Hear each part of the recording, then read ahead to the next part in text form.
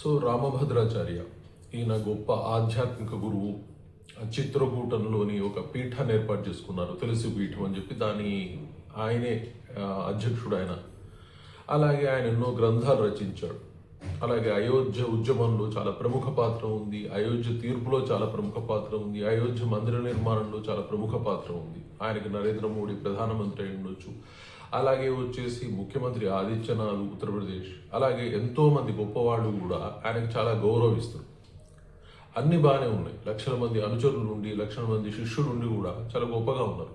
కానీ ఈరోజు సడన్గా ఏమైందో తెలియదు. కానీ ఆయన అటు ఆదిశంకరాచార్యులు అలాగే శంకర పీఠాలను అవమానించాడు. అలాగే బ్రాహ్మణులోని కొంతమందిని నీచులుగా సంబోధించాడు. అలాగే ప్రవచనకారులని కూడా వాళ్ళకి నాలెడ్జ్ లేనట్టుగానే మాట్లాడాడు. సో అది చాలా పెద్ద కాంట్రవర్సల్గా మారిపోయింది. ప్రతి ఒక్కళ్ళు కూడా ఇప్పుడు ఈయన విమర్శించే ఒక వస్తువుగా మారిపోయాడు. అలాగే బృందావనంలో ఉన్నటువంటి ప్రేమానంద్ మహారాజును కూడా ఆయనకు సంస్కృతం రాదు, ఆయన గొప్ప మహిమలు చేయలేడు, డయాలసిస్ చేయించుకుంటాడు, దానిలో గొప్పదనం ఏముంది అని అవమానించాడు. యాక్చువల్గా చెప్పాలంటే ప్రేమానంద్ మహారాజుకున్న గొప్ప లక్షణాలు కూడా ఈయనకు లేవు. ఎందుకంటే ఆయన ఎవరిని విమర్శించడు, ఏది చెడుగా మాట్లాడు. ప్రజలు ఏ విధంగా ఉత్తమంగా జీవించాలి, ఏ విధంగా భగవన్నామాన్ని స్మరించాలి అని చెప్పడంలోనే ప్రేమానంద మహారాజు కోట్ల కొద్ది భక్తులు తయారయ్యారు ఈరోజు. సో అంత భక్తి ఈయన ఎడలో ఉందా? లేదు, అది అందరికీ తెలుసు. కానీ ప్రేమానంద్ మహారాజుతో సహా అందరిని అవమానించాడు. సో ఒక్కళ్ళను వదిలిపెట్టలేదు, హిందూ మతంలో ఉన్న ప్రతి ఒక్కళ్ళను కూడా అవమానించాడు ఆయన. సో దాంతో హిందూ మతంలోని మేజర్ పార్టీకి వ్యతిరేకంగా మాట్లాడటం మొదలుపెట్టింది. ఒకప్పుడు ఈయన గురించి ఒక చిన్న నెగిటివ్ మాట మాట్లాడిన వాళ్ళు ఈరోజు పూర్తి స్థాయిలో నెగిటివ్ మాట్లాడుతూ ఉన్నారు.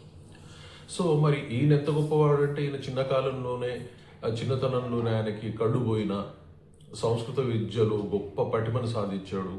అలాగే బుక్స్ కొన్ని వందల కొద్ది రాశాడు. సంస్కృత జ్ఞానం ఉంది, 22 భాషలు మాట్లాడగలుగుతాడు. కాకపోతే ఈరోజు ఏం జరిగిందంటే, ఈయన చేసిన విమర్శ ఆ హిందూ మతాన్ని అవమానించే విధంగా ఉంది. సో ఇప్పటికే మనం అటు పరమతాలు, పర్టికులర్గా ముస్లిమ్స్ అయి ఉండొచ్చు, క్రిస్టియన్స్ అయి ఉండొచ్చు, ఇంకా ఇతర మతాలు చాలా ఉన్నాయి. ఇక్కడ మత మార్పులు జరుగుతూ ఉన్నాయి, లవ్ జిహాదులు జరుగుతూ ఉన్నాయి. ఇలాంటి పరిస్థితుల్లో ఇతర మతాల నుంచి ప్రమాదం ఫేస్ చేస్తున్న హిందూ మతానికి, సనాతన ధర్మానికి, హిందువుల్లో ఉన్న గొప్ప గొప్ప స్వామీజీలే ఒక నెగిటివిటీని క్రియేట్ చేస్తూ ఉన్నారు. అంటే వాళ్ళు మనం చూసే నవ్వుకునే స్థాయికి తీసుకొస్తూ ఉన్నారు.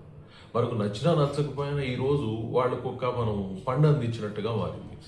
సో ఈయన విమర్శలకు గాను మళ్ళీ మన వాళ్ళు మీడియా ఒకటి ఉంది, ఇదేం చేస్తుందంటే దాన్ని పెద్దగా చేస్తూ ఉంటుంది. ఆ క్వశ్చన్లు అడగకూడదు, ఆయన పెద్ద మనిషిని అడిగిన తర్వాత ఆయన చెప్పకూడదు, ఆయన చెప్పిండు. మళ్ళీ ఇవే క్వశ్చన్లు తీసుకొచ్చి ప్రతి ఒక్క స్వామీజీని ప్రతి ఒక్కరిని అడుగుతూ ఉన్నారు. సో దానికి తగ్గట్టుగా దానిలో అత్యంత అగ్రెసివ్గా ఉండే స్వామీజీ అవిముక్తేశ్వరానంద స్వామీజీ. ఆయన ఇదే ప్రశ్న అడిగినప్పుడు ఆయన కూడా కొద్దిగా సంయమనం పాటించు బాగుండేది. కానీ ఆయన కూడా ఏమని చెప్తా ఉన్నారు అంటే, ఈయనకు అర్హత లేదు, ఈయన మాట్లాడడానికి శంకరాచార్యుల గురించి కావచ్చు, బ్రాహ్మణుల గురించి కావచ్చు, ఇలాంటివి మాట్లాడటానికి అర్హత లేదు. ఆయన అసలు సన్యాసికి పనికిరాడు. ఎందుచేత అంటే శాస్త్ర ప్రకారం వికలాంగులైనటువంటి వాళ్ళు సన్యాసం తీసుకోవడానికి అర్హత లేదు. మరి ఈయనకి ఎలాంటి అర్హత ఉంది, ఏ విధంగా సన్యాసి అయ్యిండు, కాబట్టి నా సన్యాసి కాదు అని ప్రకటించేశాడు. అలాగే వచ్చేసి ఆయన చెప్తా ఉన్నాడు, శాస్త్రాల్లోనే చెప్పుంది, శాస్త్రాధ్యయనం చేసిన వాడు మూర్ఖుడుగా మారే అవకాశం ఉంది. సో మరి ఈయన ఆలోచించుకోవాలని ఆయన ప్రశ్నిస్తూ ఉన్నాడు. సో ఓవరాల్గా ఏమైపోయిందంటే, ఆయన వీళ్ళందరినీ మూర్ఖులు అంటే వీళ్ళు ఆయన్ని మూర్ఖుడు అంటున్నారు. సో ఓవరాల్గా ఏమైపోతా ఉంది, సనాతన ధర్మం నవ్వుల పాలు ఎదుర్కొంటా ఉంది. సో ఈ నవ్వుల పాలు అయ్యే విధంగా సనాతన ధర్మాన్ని ఎందుకు మారుస్తూ ఉన్నారు? హిందువుల్లోని వీళ్ళెవరు అంటే అతిపెద్ద స్థాయిలో ఉన్నవాళ్ళు, ప్రతి ఒక్కళ్ళు గౌరవించదగ్గ స్థాయిలో ఉన్నవాళ్ళు. మరి ఇంత గొప్ప స్థాయి నుంచి వచ్చిన శంకర పీఠాధిపతులు అయి ఉండొచ్చు, అలాగే వచ్చేసిన ఈ రామభద్రాచార్య లాంటి వాళ్ళు అయి ఉండొచ్చు, ఎంతోమంది స్వామీజీలు, హిందువులు కోట్ల సంఖ్యలో వీళ్ళని గౌరవిస్తూ ఉంటారు. కానీ ఈరోజు ఎక్కడికి వచ్చింది అంటే, ఈ కోట్ల సంఖ్యలో ఉన్న వాళ్ళే 2 గ్రూపులుగా విడిపోయి వాళ్ళని తిట్టుకునే స్థాయి ఏర్పడింది. దీని ద్వారా ఏంటంటే సనాతన ధర్మాన్ని అవమానించే అవకాశాన్ని మనం ఇతర మతాలకు అప్పచెప్తా ఉన్నాం. మరి ఇది ఆపరా అర్థమైందా కాదా అనేది అది ఎవరు ఆన్సర్ చెప్పాలో అర్థం కాని విషయం. ఎవరు వీళ్ళని ఇలా మాట్లాడొద్దని చెప్పగలుగుతారో అర్థం కావట్లేదు. ఎందుకంటే వీళ్ళకి చెప్పే స్థాయి మరొకరికి లేదు. కానీ వీళ్ళకి తమ స్థాయిని అర్థం చేసుకునేది కూడా వీళ్ళకి లేదని అనిపిస్తూ ఉంది. సో ప్రతిసారి హిందూ మతంలో ఈ సమస్యలను ఫేస్ చేస్తూ ఉన్నాం. నిజం చెప్పాలంటే ఇతర మతాలు రావడానికి కారణమే మనం. సో మనం వాళ్ళని తెచ్చుకొని మళ్ళీ వాళ్ళని తిడుతూ ఉన్నాం. కానీ ఇప్పుడు మనల్ని మనం తిట్టుకుంటా ఉన్నాం. ఫైనల్గా ఏం జరుగుతుందో వేచి చూడాల్సి ఉంది. కాకపోతే ఏంటంటే సనాతన ధర్మంలో అందరూ కూడా ఫస్ట్ అర్థం కావాలి. ఒక సాధారణ వ్యక్తికి అర్థం అవ్వకపోయినా నష్టం లేదు.